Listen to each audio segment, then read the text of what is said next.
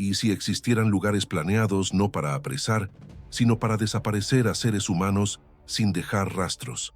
Cuando hablamos sobre los horrores del Holocausto, generalmente pensamos en Auschwitz, pero había algo aún más siniestro: campos construidos con un único propósito: matar rápidamente y borrar cualquier evidencia de que esas personas alguna vez existieron. Entre 1941 y 1943, los nazis crearon una máquina de exterminio diferente a todo lo que se había visto jamás. No eran campos de concentración tradicionales, no había barracones para dormir, no había trabajo forzado, no había esperanza de supervivencia. Eran fábricas de la muerte, lugares donde decenas de miles de personas desaparecían en cuestión de horas, transformadas en humo y cenizas esparcidas por el viento. Hoy vas a conocer 4 de esos campos casi olvidados por la historia, lugares con nombres que pocos logran pronunciar, pero que jamás deberían ser olvidados. A finales de 1941, el liderazgo nazi tomó una decisión que cambiaría para siempre el rumbo de la Segunda Guerra Mundial. Le llamaron Solución Final, un plan para exterminar a todos los judíos de la Europa ocupada. Pero había un problema logístico: ¿cómo matar a millones de personas sin dejar rastros? ¿Cómo hacer desaparecer comunidades enteras sin que el mundo se enterara? La respuesta llegó en la forma de la Operación Reinhard, bautizada en honor a Reinhard Heydrich, uno de los arquitectos del genocidio. El plan era simple y terrible: crear campos de exterminio que funcionaran como líneas de montaje de la muerte. Primero, concentrar las poblaciones judías en guetos sobrepoblados. Después, deportarlas en trenes de ganado a campos aislados en el interior de la Polonia ocupada. Y finalmente, asesinarlas en cámaras de gas y quemar los cuerpos hasta que no quedara nada. Pero lo más diabólico era lo que pasaba después. Los nazis no solo mataban, borraban, exhumaban cadáveres enterrados, trituraban huesos humanos, esparcían cenizas por la tierra, demolían estructuras y construían granjas falsas sobre las ruinas. Era el borrado sistemático de la memoria, como si esas personas jamás hubieran existido. Si quieres conocer la verdad que trataron de borrar de la historia, deja tu like ahora, suscríbete al canal y activa la campanita, porque estas son las historias que ellos no quieren que sepas. Vamos juntos a desenterrar lo que trataron de esconder para siempre. Diciembre de 1941. En un bosque silencioso cerca de una pequeña villa polaca llamada Kulmhof, los nazis comenzaron su primer experimento en asesinato industrial. Chełmno no parecía un campo de exterminio. No había cercas altas, ni torres de vigilancia, ni hileras de barracones. Solo una antigua mansión escondida entre los árboles, algunos galpones y un camino que llevaba a la nada. Parecía inofensivo, y esa era exactamente la intención. Las primeras víctimas vinieron del gueto de Łódź, uno de los más grandes de la Polonia ocupada. Otros llegaron de ciudades vecinas y más tarde de lugares tan distantes como Alemania y Austria. Familias romani, prisioneros políticos, hasta 88 niños de la villa checa de Lidice, asesinados como venganza por el asesinato de Heydrich. Todos recibieron la misma mentira: estaban siendo enviados a un campo de trabajo o para reasentamiento. Algunos fueron cargados en carretas tiradas por caballos, otros empacados en camiones. Ninguno de ellos sabía a dónde realmente iba. Cuando llegaban a Chełmno, eran llevados a la mansión. Hombres eran separados de mujeres y niños. Les ordenaban desnudarse para una inspección médica. Sus ropas eran etiquetadas, cuidadosamente dobladas, a veces hasta reutilizadas. Todo tenía un propósito. Nada se desperdiciaba. Entonces llegaban las camionetas. Esos no eran vehículos comunes, eran cámaras de gas móviles, camiones sellados equipados con un truco mortal. Una vez que las víctimas eran cargadas, las puertas se cerraban herméticamente. El conductor encendía el motor, pero en lugar de mandar los gases del escape hacia afuera, eran redirigidos de vuelta hacia adentro de la camioneta. En minutos, el aire se volvía denso con monóxido de carbono. Las víctimas arañaban las paredes. Algunas gritaban, otras caían en silencio. El viaje por el bosque tomaba de 10 a 15 minutos. Cuando la camioneta llegaba a las fosas comunes, todos ahí adentro ya estaban muertos. Las puertas se abrían, los cuerpos se desplomaban, flojos y azulados. Prisioneros judíos forzados a trabajar bajo amenaza de muerte arrastraban los cadáveres a las fosas, arrancaban dientes de oro, removían joyas, cortaban cabellos. Después, limpiaban el camión y esperaban la siguiente carga. Esos trabajadores eran llamados Sonderkommando. Vivían en terror constante. No podían hablar con las víctimas. No podían hacer preguntas.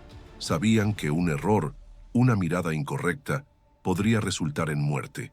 Muchos se suicidaron. Otros fueron asesinados cuando ya no eran útiles y reemplazados por trabajadores frescos. El bosque se transformó en un cementerio. Repetidas veces, las camionetas llegaban, vaciaban sus muertos y partían. Los cuerpos se acumulaban. Al principio, eran enterrados en trincheras profundas, pero el suelo no podía guardar el secreto. En el calor del verano, las fosas se hincharon, la tierra se agrietó, el olor de descomposición llenó el aire. Llegaron animales, moscas, podredumbre. El horror ya no estaba escondido. Uno de los hombres forzados a trabajar en esa pesadilla era Slama Berwiner, un judío polaco de Kalisz que había sido deportado a Chełmno a principios de 1942. Los nazis lo seleccionaron para el Sonderkommando, forzándolo a ayudar a descargar los cuerpos de las camionetas de gas, extraer dientes de oro y enterrar a los muertos en fosas comunes. Pasó días trabajando bajo guardias brutales de la SS, rodeado de muerte, cenizas y silencio. La mayoría en su posición no duraba mucho, pero Slama vio una oportunidad y la aprovechó. Escapó de Chełmno en enero de 1942, logrando llegar al gueto de Varsovia, donde contactó el archivo clandestino Onek Shabbat, liderado por el historiador Emanuel Ringelblum. Ahí, bajo el seudónimo de Yakov Grojanowski, dictó un testimonio escalofriante hoy conocido como Reporte Grojanowski. Describió en detalles horribles la mecánica del asesinato en Chełmno, cómo funcionaban las camionetas, cómo se manejaban los cadáveres, los gritos que escuchaba, los rostros que no podía olvidar. Contó cuántos morían cada día, cómo el bosque se llenaba con el olor de cuerpos quemándose, cómo los nazis se reían y hacían bromas mientras supervisaban los asesinatos. A principios de 1943, los nazis creían que su trabajo en Chełmno había terminado. Casi todos los judíos de la región circundante habían sido exterminados. Las fosas comunes habían sido exhumadas. Los cadáveres, decenas de miles de ellos, habían sido reducidos a cenizas en piras de cremación al aire libre. Huesos humanos fueron triturados a mano o con herramientas improvisadas, mezclados con tierra y esparcidos por el terreno. Las camionetas de gas fueron desmanteladas o movidas a otros lugares. La antigua mansión, que había servido como centro principal de procesamiento del sitio de exterminio, fue destruida ladrillo por ladrillo. El terreno del campo fue arado y cubierto con árboles. Hacía parte de la acción Pil 5, una operación nazi ultrasecreta para borrar evidencias físicas del genocidio en todos los campos de exterminio. Chełmno debía desaparecer como si nunca hubiera existido, pero el asesinato no había terminado. En junio de 1944, el campo fue reabierto para una operación final. El gueto de Łódź, el último gran gueto judío aún en pie en Polonia, estaba siendo liquidado. Más de 65.000 judíos fueron deportados de Łódź a Chełmno. Una vez más, las camionetas de gas regresaron. La mansión ya no fue usada. En su lugar, las víctimas fueron llevadas directamente a un claro cercano en el bosque, donde instalaciones improvisadas habían sido construidas. A finales de julio, el asesinato había terminado. Chełmno fue cerrado por última vez. Cuando el Ejército Rojo llegó a Chełmno un año después, no encontraron casi nada. La mansión había sido demolida. No quedaron edificios, solo un campo vacío, cenizas esparcidas y un bosque silencioso. Para cualquier persona pasando por ahí, parecía que nada jamás había ocurrido ahí. Lo que Chełmno probó, otros lo llevaron al extremo. Slama escapó para denunciar el horror. ¿Tú tendrías esa valentía o te quedarías callado para sobrevivir? Comenta ahí. Los nazis tomaron lo que habían aprendido en Chełmno y lo llevaron cientos de kilómetros hacia el este, más cerca del corazón de la población judía. En marzo de 1942, construyeron algo aún más aterrorizante, un campo de exterminio cerca de la pequeña villa de Bełżec, ubicada en el sureste de Polonia, próximo a la frontera actual con Ucrania. En el mapa, queda lejos de Chełmno, cerca de la ciudad de Zamość, en el interior profundo. Era silencioso, aislado, fácil de esconder. Por fuera, el campo no parecía mucho, solo algunos edificios, alambre de púas, torres de guardia, pero por dentro era una máquina de matar. Bełżec fue el primero de los campos de la Operación Reinhardt. Mientras que Chełmno había usado camionetas y grupos pequeños, este nuevo campo fue diseñado para asesinato en masa, rápido, organizado y constante. Los trenes comenzaron a llegar casi inmediatamente. Cargaban judíos de toda la región de Lublin y Galicia, comunidades enteras del sureste de Polonia, hombres, mujeres, niños, algunos Roma también, empacados en vagones de carga tan apretados que apenas podían moverse. Algunos murieron en el viaje antes de llegar al campo. Para los que sobrevivieron al trayecto, algo peor los esperaba del otro lado del alambre de púas. Cuando llegaban, los guardias decían que estaban siendo llevados a un centro de reasentamiento, que necesitaban ser desinfectados, que todo estaría bien. Les ordenaban dejar el equipaje y prepararse para el baño. La mayoría creía. No tenían razón para no creer. Había letreros apuntando a casas de baño. Había horarios de tren pegados. Había incluso un reloj de madera clavado en la pared. Pero todo era mentira. Las víctimas eran separadas por sexo. Mujeres y niños de un lado, hombres del otro. Todos eran obligados a desnudarse. A las mujeres les cortaban el cabello. Esto no era solo humillación, era recolección. El cabello sería enviado a fábricas alemanas y usado en cobijas, cuerdas y aislamiento. Hasta los muertos se esperaba que contribuyeran con algo. Una vez desnudos, eran marchados por un sendero estrecho cercado. Los nazis lo llamaban el tubo. Llevaba a un pequeño edificio, solo unos cuartos hechos de ladrillo con puertas de metal y sin ventanas. Esas eran las cámaras de gas. Del lado de afuera, un gran motor diésel estaba fuera del edificio. Su tubo de escape iba directamente a los cuartos sellados. Cuando las puertas se cerraban, el motor se encendía. Monóxido de carbono llenaba las cámaras. Tomaba de 15 a 25 minutos matar a todos ahí adentro. Los gritos se podían escuchar a través de las paredes. Cuerpos se apilaban retorcidos juntos. Muchos aún de pie cuando las puertas se abrían otra vez, mantenidos erguidos por el peso de los muertos empacados detrás de ellos. El piso estaba resbaloso con sangre y excremento. Algunos habían arañado las paredes. Algunos se habían mordido sus propias lenguas. La muerte no fue rápida y no fue silenciosa. Similar al campo de Chełmno, después del asesinato, prisioneros judíos, el Sonderkommando, eran forzados a arrastrar los cuerpos hacia afuera, arrancar dientes de oro con alicates, cortar cabellos restantes y buscar en bocas, oídos y genitales por objetos de valor escondidos. Si dudaban, eran baleados. Esos prisioneros nunca fueron autorizados a vivir por mucho tiempo. Los nazis los mataban regularmente y traían nuevos trabajadores de cada transporte. Nadie debía salir de Bełżec vivo. Al principio, los nazis enterraban los cuerpos en enormes fosas comunes, pero no funcionó. Las fosas se llenaron rápidamente. El peso de los cadáveres hizo que el suelo se moviera e hinchara. En el calor, el suelo se agrietó. El hedor se esparció por kilómetros. Los aldeanos locales comenzaron a hablar. Entonces el método cambió. A mediados de 1942, los nazis comenzaron a excavar las fosas y quemar los cuerpos en piras gigantescas. Rieles de hierro fueron dispuestos como parrillas. Cuerpos eran apilados encima, empapados en gasolina e incendiados. Cenizas y humo llenaron el cielo. Las cremaciones corrieron por meses, día y noche. Hacía parte de un plan mayor: destruir toda la evidencia, quemar los cuerpos, triturar los huesos, esparcir los restos en el suelo, hacer que nadie pudiera jamás probar lo que pasó ahí. Y en su mayor parte, funcionó. De las más de 430.000 personas asesinadas en Bełżec, había solo 7 sobrevivientes conocidos. La mayoría de ellos no vivió mucho tiempo después de testificar sobre lo que vieron. Uno de ellos, Rudolf Reder, era un judío polaco que logró escapar y más tarde testificó en detalles. Había sido forzado a trabajar como parte del Sonderkommando. Describió cómo los cuerpos eran quemados, cómo las cenizas eran molidas en polvo, cómo camiones llegaban diariamente con miles más para morir.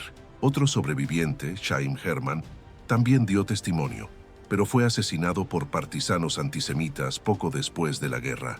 Su voz, como tantas otras, casi se perdió. Los otros 5 sobrevivientes dejaron solo registros breves o nunca más fueron vistos después de la guerra. Lo que sabemos viene principalmente del papeleo de los propios nazis, de los restos esparcidos encontrados después y de los testimonios de esos pocos que vivieron lo suficiente para hablar. El campo en sí era increíblemente pequeño, solo cerca de 365 por 400 metros, menos que 10 campos de fútbol. Aún así, fue uno de los lugares más mortales de la historia humana. En su apogeo, Beuzek podía matar más de 15.000 personas por día. Todo el proceso, desde descargar el tren hasta la muerte en la cámara de gas, tomaba cerca de 3 horas. Entonces, llegaba el siguiente grupo, repetidas veces, todos los días, por meses. A finales de 1942, el asesinato disminuyó. Quedaban menos judíos en la región para deportar. En la primavera de 1943, el campo ya no era necesario, pero los nazis no lo iban a dejar atrás. Tenían una última tarea: borrarlo. Trabajadores de la SS y equipos de trabajo forzado pasaron semanas desmantelando el campo. Los edificios fueron derribados, las cámaras de gas fueron destruidas, la tierra fue nivelada, pasto fue plantado, árboles fueron traídos. Una pequeña casa de granja fue construida sobre el sitio. Hasta trajeron un guardia ucraniano con su familia para vivir ahí, para hacer parecer que nada jamás había pasado. Una pequeña propiedad rural silenciosa en el campo polaco. Si casi nadie sobrevivió, ¿cómo sabemos la verdad? Solo 7 sobrevivieron de 430.000 muertos. ¿Por qué casi nadie habla de Beuzek hoy? ¿Qué más están escondiendo? Opina en los comentarios. Escondido en un bosque cerca del río Bug, en el este de Polonia, Sobibor no parecía mucho. Solo algunos barracones, alambre de púas y pinos altos. Pero de mayo de 1942 a octubre de 1943, más de 180.000 personas fueron asesinadas ahí. Algunos historiadores creen que el número podría ser tan alto como 250.000.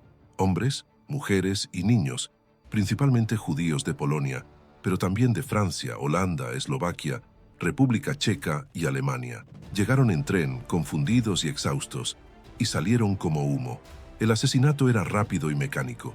Como en Beuzek, las cámaras de gas eran movidas por motores diésel, probablemente de tanques soviéticos capturados.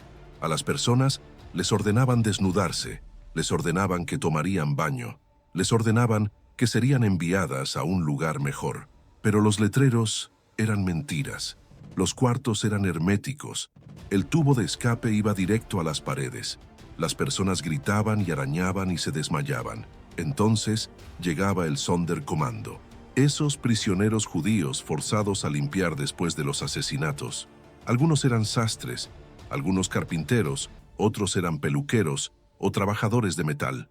No pidieron ser parte de la máquina, pero los nazis les dieron una opción: trabajar o morir. Arrastraban cadáveres, cortaban cabellos, arrancaban dientes de oro con alicates, separaban las ropas de las víctimas, limpiaban sangre de los pisos, quemaban los cuerpos en fosas abiertas o en parrillas de hierro. Sus manos hacían el trabajo, pero sus ojos, esos veían todo. Vivían en terror constante.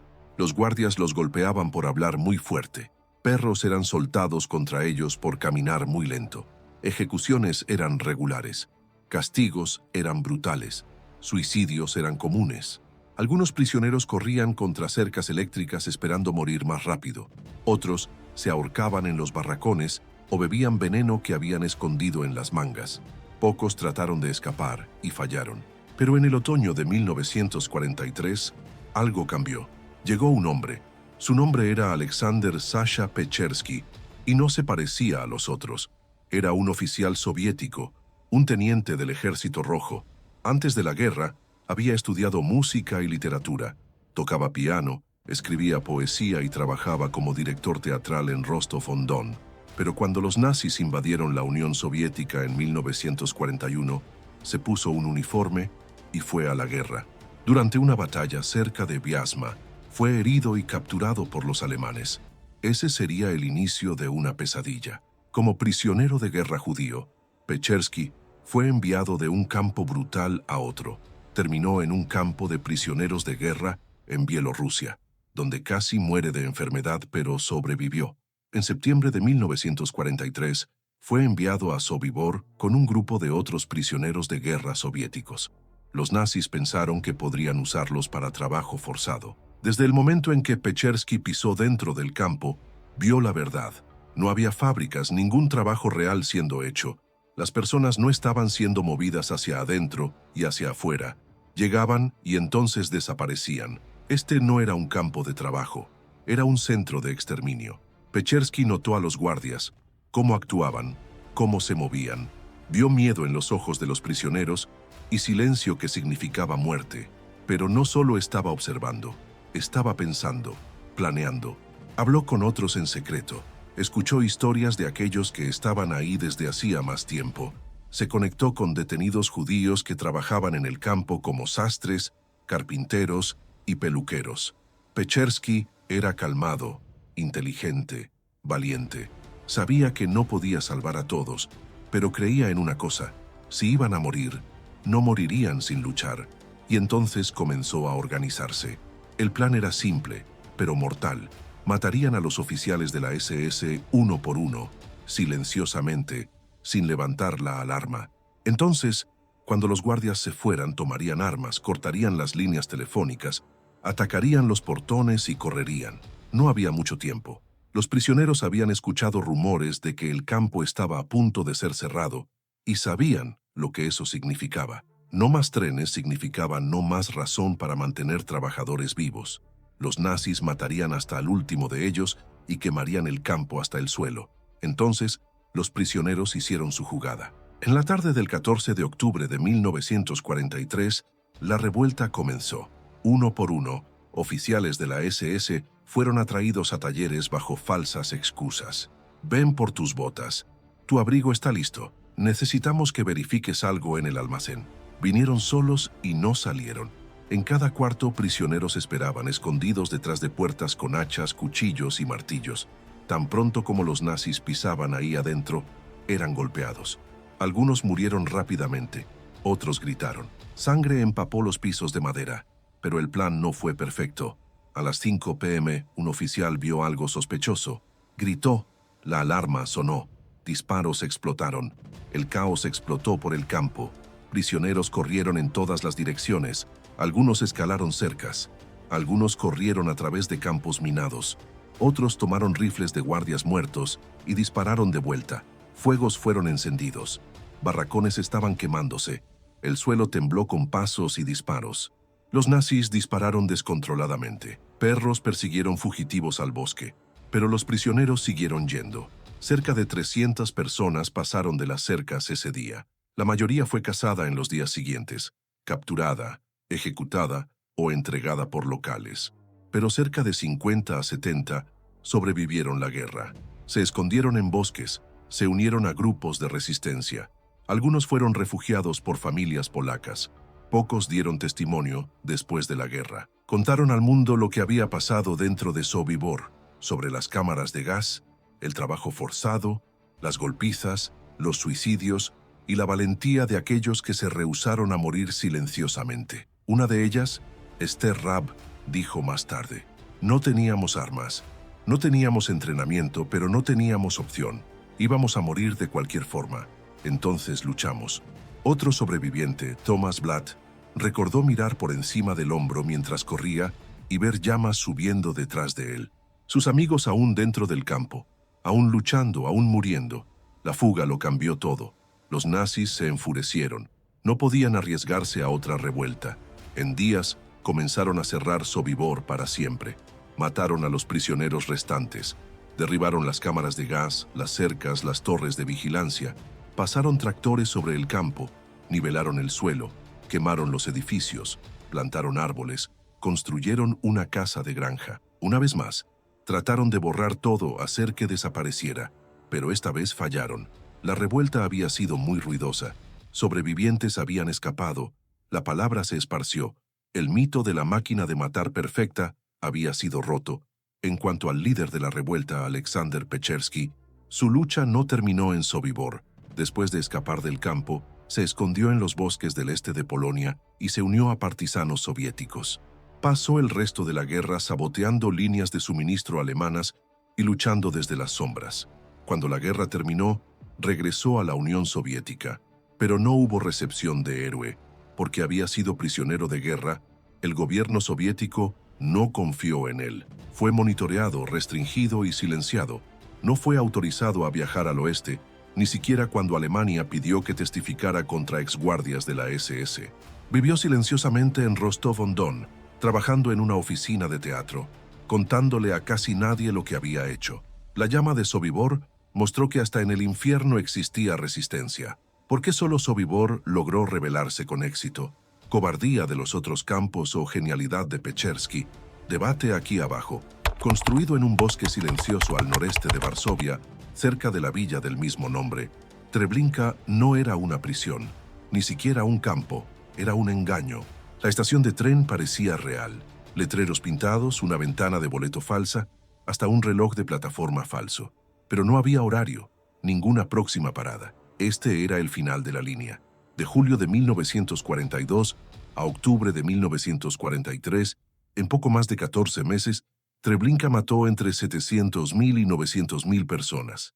Casi todas eran judías. La mayoría venía de Polonia, Varsovia, Białystok, Radom, pero muchas vinieron de Alemania, Austria, Checoslovaquia y hasta de lugares tan distantes como Francia, Bélgica y Grecia. Llegaban a miles, empacadas en vagones de ganado, sin comida, sin agua, sin espacio para acostarse.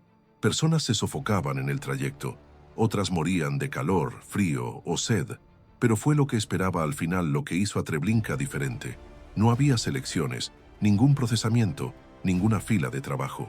Las puertas se abrían, guardias gritaban, perros ladraban, personas eran golpeadas para salir de los trenes y forzadas a desnudarse en un patio abierto. Cabellos de mujeres eran cortados, dientes de oro eran arrancados, todas las pertenencias tomadas, y entonces eran marchadas por un largo camino cercado que los nazis apodaron Himmelstraße, el camino al cielo, pero llevaba al infierno. Las cámaras de gas parecían casas de baño, limpias por fuera, un letrero que decía regadera, pero por dentro era oscuridad, sin agua, solo puertas de metal y un motor de tanque soviético adaptado para canalizar monóxido de carbono a los cuartos sellados. Tomaba de 20 a 30 minutos morir. Los niños morían primero, después los ancianos, después todos los demás. El sonido, dijeron los sobrevivientes, era insoportable. Gritos, arañazos, silencio. Los muertos no caían. Estaban empacados tan apretados que permanecieron de pie cuando las puertas se abrieron. El Sonderkommando tuvo que desenredar los cuerpos, cortar cabellos restantes, arrancar dientes, buscar en bocas y cavidades corporales por joyas escondidas. Al principio, los cuerpos eran enterrados en fosas comunes, pero el número absoluto se volvió imposible